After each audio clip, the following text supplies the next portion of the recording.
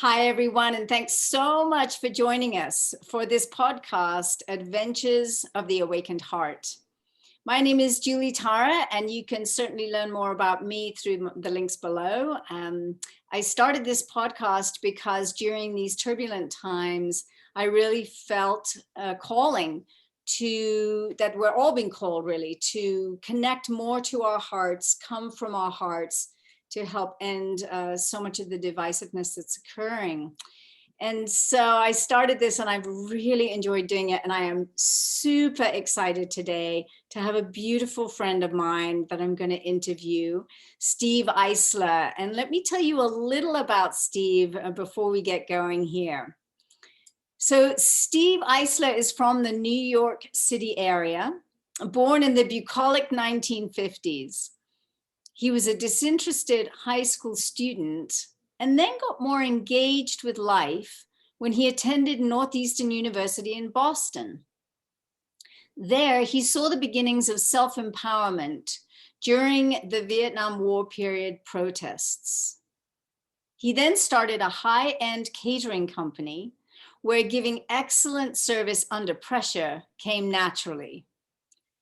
Steve became passionate about delicious food, good health, and an anti-inflammatory lifestyle. Through volunteerism and deep engagement with the people he meets, Steve practices positivity, inclusion, and connectivity. And I'm going to put a link below so you'll be able to connect with Steve if you would like to. So I am thrilled. Hi, Steve. How are you doing? Hi, Julie. I'm well. How are you today? I'm really good. It's a beautiful day in Colorado. We're both here and close to each other. And we became fast friends, I think, from the very first time we met at a mutual friend of ours' house. And you made this dinner that I will still remember to this day. It was like Babette's Feast. And I was like, who is this man that creates this extraordinary food? So that's how we met. And I think we knew right then and there we were going to be good buddies.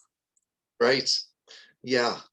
You know, food is a combination of art and sharing and family. And it just comes so easy. I love creativity. And art is one of those, or food is one of those art forms where you can enjoy it, share it, and improve each other. Absolutely. And that dinner, I mean, there was a whole bunch of us there and we all went around and we were toasting and connecting, saying how we knew each other. And I was helping you clean up the dishes after, and you were so grateful. You were like, thank you so much for helping or serving these things. And I was like, oh yeah, it's absolutely my pleasure. We really, it was one of those unforgettable evenings. Absolutely. In my life anyway. Oh, lovely. Lovely. Thank you. I'm glad I had an impact. You did, very much so, and still do. And so let's start with this chat today regarding Gaia, because as you know, I've started this podcast with the Gaia Global Community members. And I know you have a real curious mind and you're part of the Gaia community. Can you tell me, like, what is it that's made the best impact on you from Gaia? What is the real asset that you find about being part of this community? Well, living in Colorado, we're in a little bubble, aren't we? Living in North America, we are. Having stumbled onto Gaia, and it wasn't a stumble upon, a dear friend of mine introduced me to Gaia, and it opens up a world of global thinkers, universal thinkers, people that are looking to, and I support Gaia in this, that they want to improve everybody's life in a positive way. We're so fortunate to have Gaia as a resource right now. So from Gaia, I guess we'll go into this, but I've met some people that I know would be dear friends. My favorite Gaia speaker is Carolyn Mays. She is so connecting and so heartfelt and nurturing. I love her. She is amazing. And she came to the Gaia Sphere and I was doing interviews at that time. at Gaia, and some of my close friends came to that weekend workshop with her, and she packs a punch. You know, she doesn't let you get away with anything. She's so on beam, isn't she? Yeah, yeah. In fact, many of us sometimes get distracted. She not so.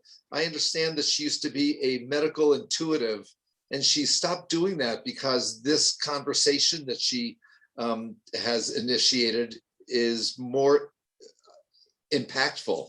And so this is like her main drive right now. She's fabulous. Absolutely. Well, you know, I'm thrilled that you see the sort of eclectic nature of Gaia's material, and that I know there are many that you love. I think Greg Braden, you mentioned, Joe Dispenza, some of these others, and they are highlights on the Gaia platform. They're real luminaries. Masaru Emoto, if people don't know his work, he was a Japanese um, scientist, and he studied the benefits of talking nicely to water. And do you know his work? Oh yeah, very well, very well. Mm-hmm. A lot of people don't know how important their words are. We all know that certainly negative thoughts can pull you down. Negative self-talk can hold you back. Conversely, positive thoughts can propel you forward, and we can elevate each other just with words. You don't have to like give somebody $100 bill. You can tell somebody, I see you, I love you. Absolutely. I'm all about that. I think the word has tremendous power of creation in it. And so we have to be mindful. And you are a very, very positive person. I know that about you. It doesn't mean that we don't struggle with life at times. It is a hero's journey. We do go through dark nights and so forth. I'd like to ask you about, you know, your spiritual awakening. When did you feel like that really started happening? Was that as a child, or was that more when you came across amazing thinkers, or what happened for you with that? Growing up, I just knew something wasn't quite right. And it wasn't a problem with me necessarily. It was the human condition. And when I left my family of origin to go to the university in Boston, I started reading some philosophers. I was reading Camus and Sartre, Kierkegaard, Kafka, a lot of the people that were kind of struggling. And I was in a struggle also for identity, for connectivity. And I was kind of unbolted some of the armor that was holding me in, that was constraining me. Then I stumbled on Carl Rogers and Abe Maslow and Erik Erikson, and these were the positivity people. Carl Rogers, his simple expression of giving people positive, unconditional regard was kind of like the beginning foundation of my operating system, of the new me as I was choosing who I wanted to be or how I wanted to come across.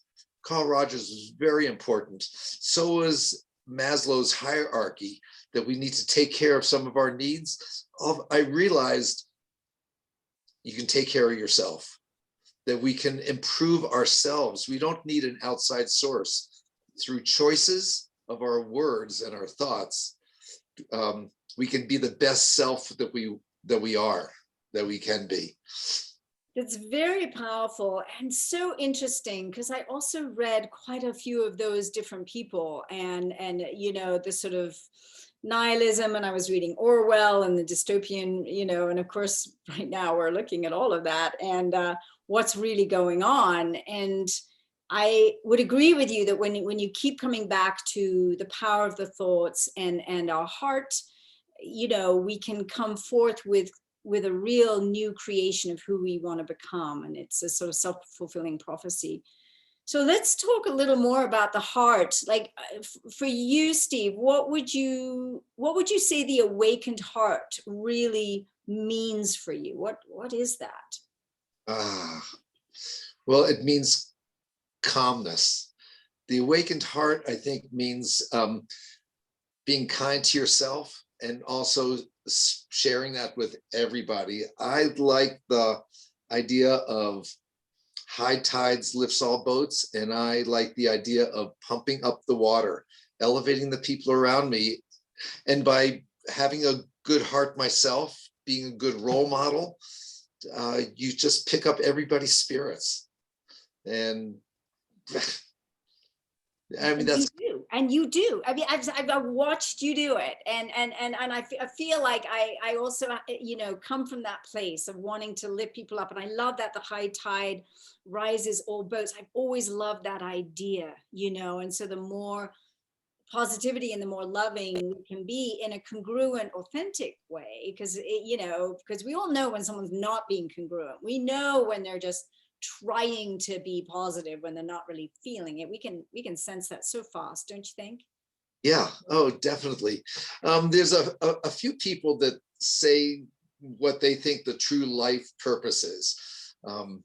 Joe Dispenza thinks it is to, be limitless. And Carolyn Mays, though, it's more simple. She really thinks that the purpose of life is to show kindness. It's succinct, and it's an easy thing to practice. Certainly some religions have co-opted that, and but you don't have to do it under the auspices of a religion. Yeah. We can practice one-on-one to each other and improve everybody.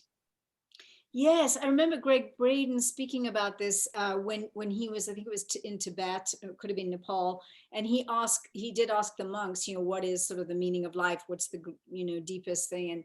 And they all spoke about compassion. So he speaks a lot about loving compassion, and this intimates that we're all connected, and that do as to others as you would have them do unto you, and the golden rule and all of that. And I do think loving kindness, loving compassion kind of encapsulates, to me, what the awakened heart really, really is. But we struggle, and we have times when we don't feel that way, and we have to really make a concentrated effort to really examine deeply our value system, and just make a conscious choice. I'm thinking right now that idea of, there's a sort of dark, it's like the dark side of the moon. There's a dark side of the heart and the light side of the heart, and which wins, and it's the one you feed the most. That old story of the Native American and the wolf, it's like there was the wolf. And I always felt like, yeah, it's what we put focus to, what we concentrate on, what we decide, who we decide we want to be. So in lieu of that, I'm wondering, like, do you have a time in life where you would love to share a story about something where it really kind of flipped for you from more of the dark side of the moon to the light side of the moon, or the heart's ultimate choice? The heart's ultimate choice. Well, I think that the way to show love or to see love is to give service. When you are looking out for others or paying attention to others, one of those moments.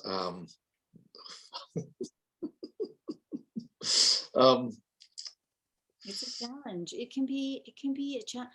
This is why I do this, Steve, because I think we all have these really raw times in life, and they're challenging, and they do sometimes make us giggle, or they do because it makes us sort of nervous. It's like, oh, there's this whole piece, One of those moments was when my parents are fading away, and I was going to help my parents into their passage. And I had two sisters that were very available. They were kind of doing the weekly or the daily attendance to my folks. And I came in from out of town, and I told them, just you guys step back, just you guys get recharged. I'll give you a break, and don't have any conflicts between each other. Sometimes sisters carry on childhood conversations into adulthood. And I was telling them, love each other. It's all about our folks. You don't have to think about each other. It's not And anyway, I took charge and gave them some leadership that they were wanting. I was the youngest brother, and sometimes the youngest in the family has the least influence or the least power. And a lot of people don't pick up the power that's right available to them. And I was able to tell them everything's going to be okay. I'm here. Not that I'm the big problem solver, but I could give them some peace and let them know that the trajectory they put our folks on, I was going to continue with. And it was wonderful. It was just a wonderful healing moment. That sounds so powerful, because you're right. Most siblings carry on a lot of things from childhood. Were they able to get beyond the ego and bond and love each other in order to help your parents? I would like to say yes. Wow. I think some of the old tapes come back, though, you know, how we, unless we're vigilant, habits can, you know, propel themselves forward. And so they were very loving and very supportive, and we all got on the same page, and it was great. I felt that I was instrumental in their healing and bonding together. And we've been, you know, sometimes when there's a death in the families just disperse, and it hasn't been the case with us. We've gotten closer and we support each other. I really love this story, because it feels to me that what you did is you rose to a greater sense within yourself, of being of service to the good of all, the good of them, the good of yourself, the good of your parents, you know, who were going through this, you know, difficult transition for themselves, and also for you to, you know, to guide them through. So it feels like you took the noble road, is the way I feel it. And it was a little risky because you know, they had enjoyed having the control, having more influence in the family. Only I thought, you know, it's time for some new energy. And I just, there is a vacuum in life. There's always room for healthy leadership, for loving leadership. There's always room for that. And I sort of insinuated myself in that position in the relationships. I really love it. I'm so glad you shared this story. I'm also the youngest of three. And so I do relate to what you said about often the youngest one doesn't have, you know, really so much power. They're always the little one. They're always running behind. They're a little slower on the bicycle, whatever it is, slower to pick things up because they're little, they're smaller. And so when we're adults, it's harder to know how to bring one's deeper, higher level of being to those relationships. So I really applaud you for doing that. I know that takes courage. And I think on the hero's journey, it does take courage to step in, step up, and, you know, propose as you did, you know, hey guys, this isn't about you. Let's go beyond this. Let's be loving, because actually we're here in service of our parents right now. You know, later in life, I started reading, that was maybe 15 years ago. Later in life, I stumbled on Joe Dispenza and Joe through Gaia. And Joe talked about through our experience is when we can see the most wisdom and try new things, absorb new, put yourself in a situation to absorb new experiences, and via the experience we get a little bit of reflection, and that's where wisdom comes from. You don't get wise just, you know, staying in the back seat always. You want to like risk something. I love the whole idea of risk, and then, you know, often risk is uncomfortable, but then the next time you do something, you can handle that much discomfort plus a little bit more. It's like enduring pain. You know, when you can endure this amount of pain, next time you come up against something, you can endure a little bit more. Wow. Yeah. Isn't that the truth? And wisdom doesn't just come because we want to be wise. It is true. It is through life's experiences that we, you know, have to hit up against things and make those deep, deep, heartfelt decisions about how we're going to respond response versus react. I mean, Viktor Frankl's book comes to mind, Man's Search for Meaning. It's one of the most powerful books I've ever read in my life because of the level of torture, should we say, that he was subject to, and that he realized he had the choice ultimately of how he was going to respond, and that it wasn't about reaction, it was about true response, and that you always have that moment, the gap in there of between the stimulus and the response. How do I get to choose now? What's my choice in this moment? Yeah, and we can always hopefully we can always expect ourselves to mutate, to improve, to change. As you and I were saying, we started off kind of as the disempowered youngest member of a family, and then in life you become the president of your own corporation, and you have to be a leader. And having been an employer, I had many people that looked to me for guidance and grace. And I would always remind people that you're part of a greater good. I didn't know that when I was little, but as the leader, you want to let people know that they're important and valuable. Everybody can make a difference. We all have power. Sometimes it's just laying right at our fingertips and we don't utilize it. And so I want to remind people, yeah, you can be very significant. We don't know how much impact we have on others. Yes. Yes, beautifully said. So I'm wondering, do you have another story that you would like to share about some shift that happened in you with your own heart? I certainly don't want to dwell on being the youngest, but I had a brother who was kind of I don't want to say a bully, but he was toxic. And I reacted to that for years and years. And one time I was taking care of him, and he woke up from a nap yelling at me, and I kind of got bruised in the first moments of his loudness. And then I realized that this is a deficiency he had. He didn't have enough words to be either grateful to, anyway, I just kind of shored up my vulnerability. And I thought, I can be a better person for him if I don't let him sort of knock me down. I'd already, and anyway, and I just had this shift all of a sudden that I could be parental to him. Do you remember a book years ago called I'm Okay, You're Okay? And they talk about within each of us, there is a child, a parent, and an adult. And sometimes you don't know who's going to show up in a situation within yourself, but you have to choose the hat that you want to wear. And I had to go in that situation with my brother to being the adult, not let him sort of pull me down.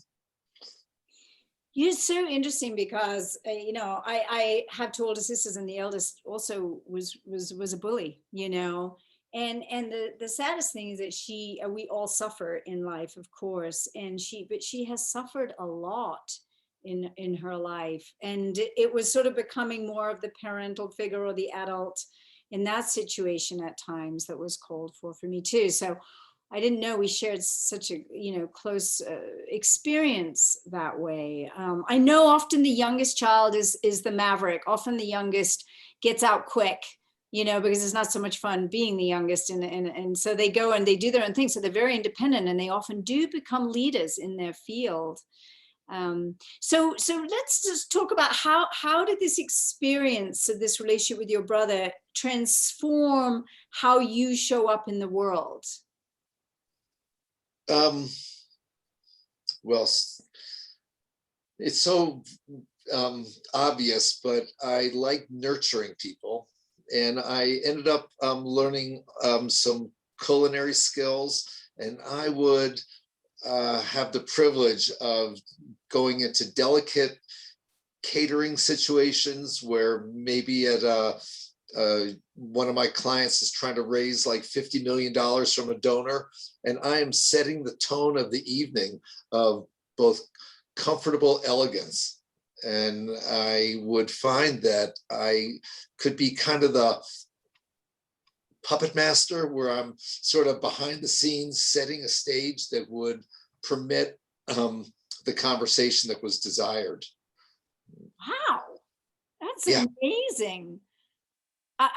My mind is just like, whoa, what does that feel like? And how beautiful, what I hear you say in that is that you're creating a safe cocoon for the best outcome possible to occur. Is that kind of what you're saying?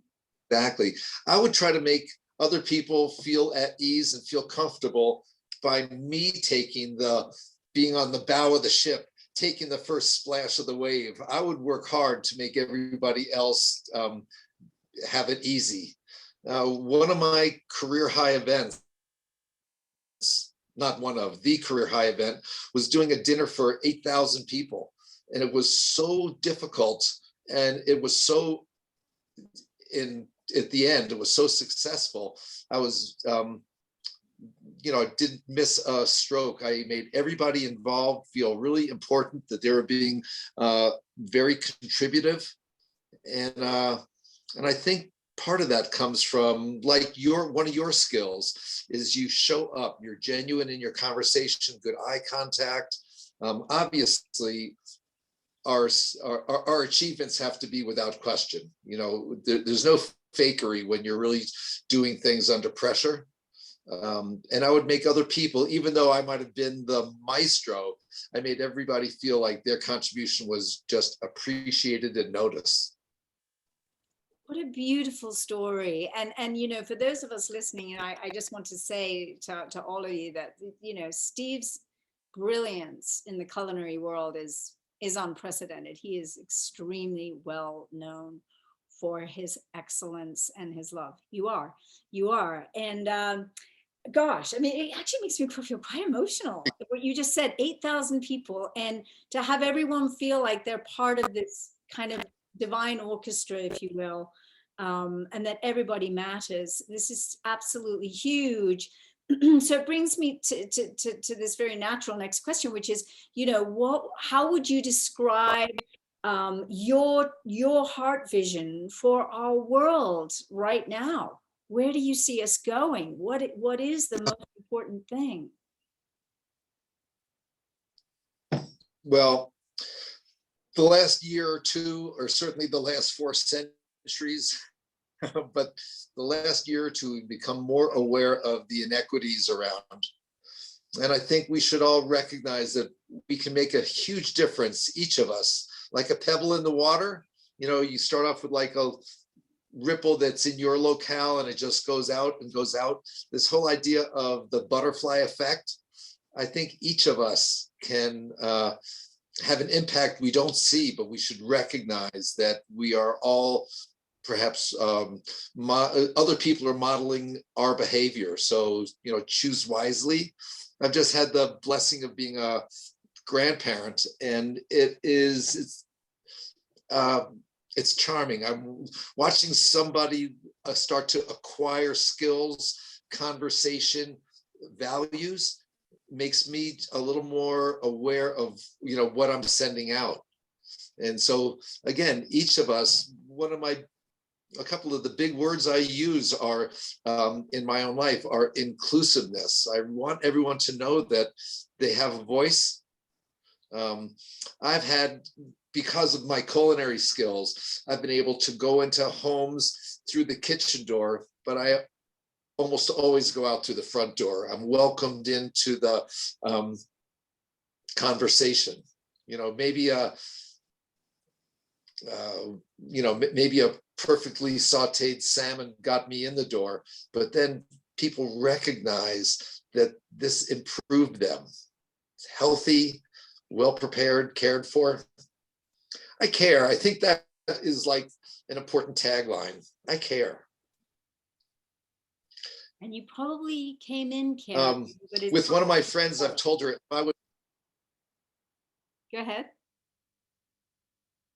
Go ahead, Steve. I've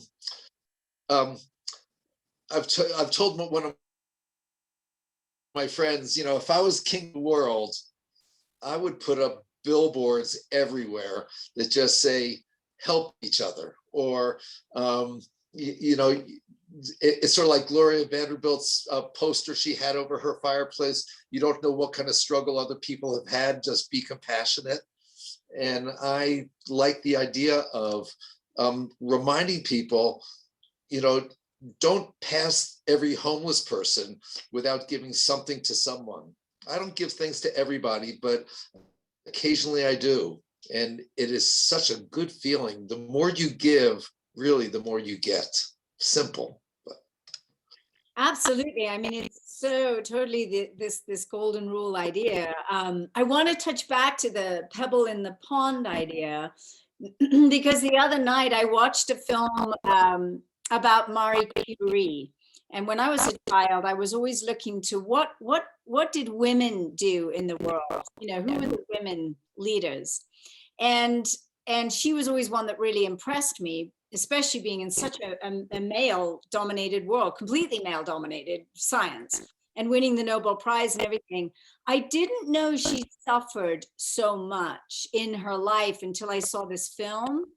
She lost her husband to a tragic accident, and of course the radioactivity of her studies and her experiments affected his health and then hers, and then many others. But there was a beautiful moment in the film where she's questioning her whole life, and she's questioning her discoveries, and she's saying, did I do good?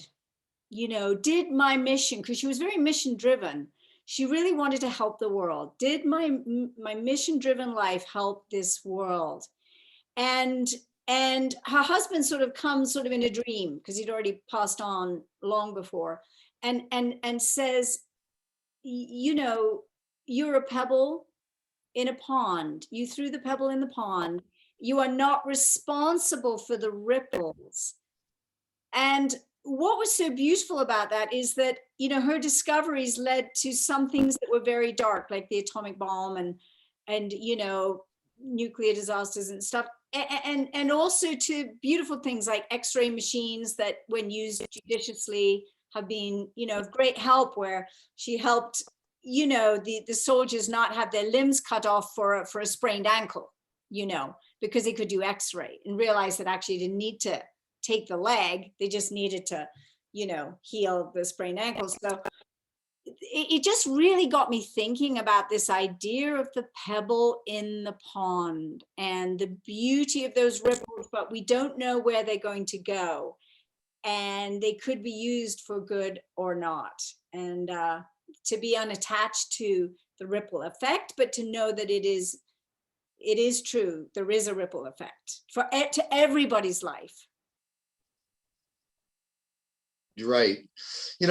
Sometimes I think I got a little wisdom from Joe Dispenza, and he was talking about the benefits of meditation and how to really, I think, sort of to smooth out the water, you have to quiet the mind, quiet the critical, analytical part of our mind.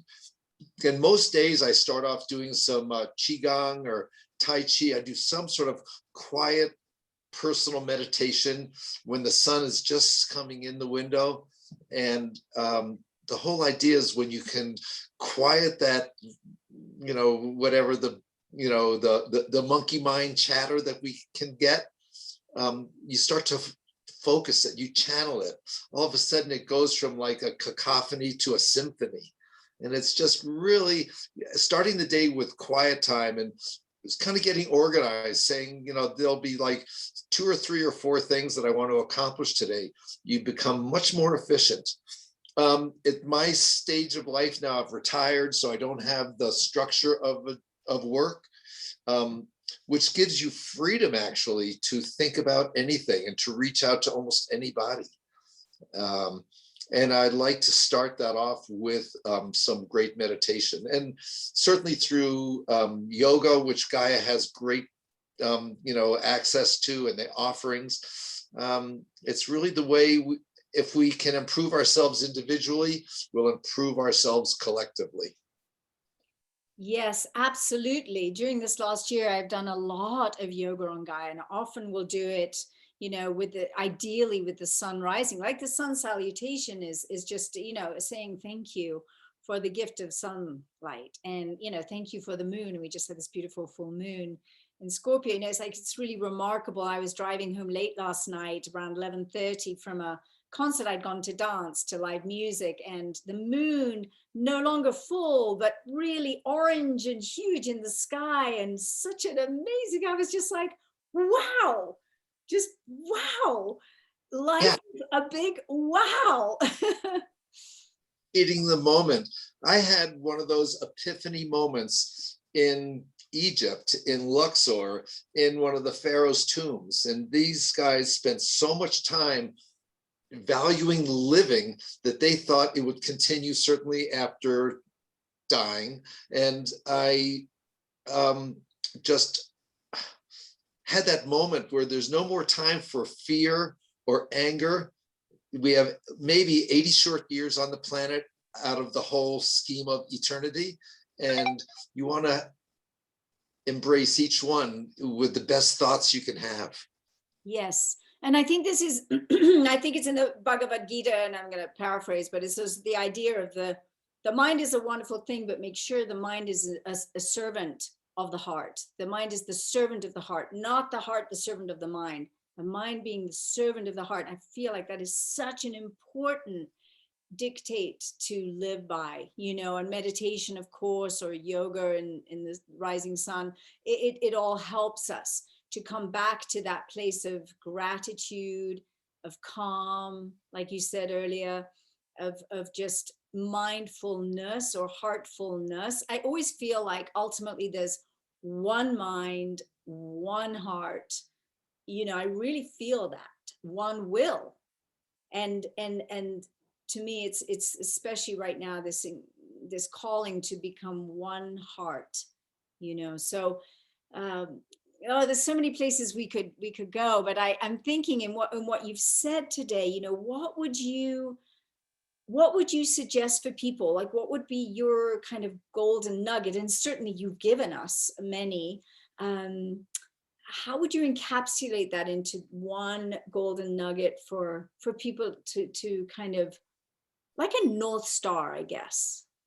Ah, oh boy, to distill this down into a paragraph is clumsy because uh, again, just to reiterate what Joe Dispenza has said, that he's one of his comments is that knowledge is for the brain and experience is for the body. And so I feel like we need to go out and participate and bring other people along with us. I think that inclusion and sometimes finding somebody that's maybe on the sidelines and bring them into the center stage. I think for me, it's going to be to live your best life through good thoughts, great diet, having the anti-inflammatory choices that we make so we feel better, and teach people. I think that we need to help others. It's really, yeah, that's really where I go. I think absolutely you're so right on, and it comes also from that self-care, which I know you've been very passionate about, the anti-inflammatory diet, and we talk a lot about health because it's also a huge passion of mine. Is that it's sort of like put the oxygen mask on you first so that you can actually be of effect and help others, because if you're not well, then your pebble in the pond isn't going to maybe create the great ripples you would love.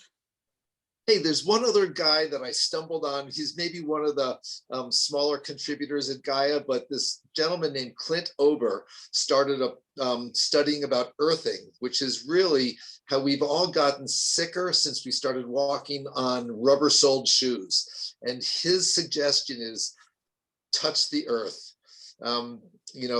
Whether it's taking off your socks and shoes and walking outdoors, or putting a grounding mat on your bed, or you know, getting reconnected, you know, as we're figuring out what to do with 7 billion people. And I think by the time our lifespan is over, there might be 11 billion people on the planet. I think by 2040 or so, there might be that high. And, you know, we need to not be so tribal, but be more global. And I think part of that is going to be via connectivity and via, again, getting grounded. I am starting to walk outdoors now without shoes on a little bit more, and it feels wonderful. This is all part of, we're a fountain of feelings. And so you want to kind of like improve your fountain. So. Well, I love that. You know, I have a grounding mat right here under my computer. I have one in my bed. I'm all about grounding. And on our beautiful last Sunday day, we had such a warm day. I put my bikini on, went and lay in the grass in the late afternoon with the late afternoon sun. So it wasn't like super hot in the middle of the day.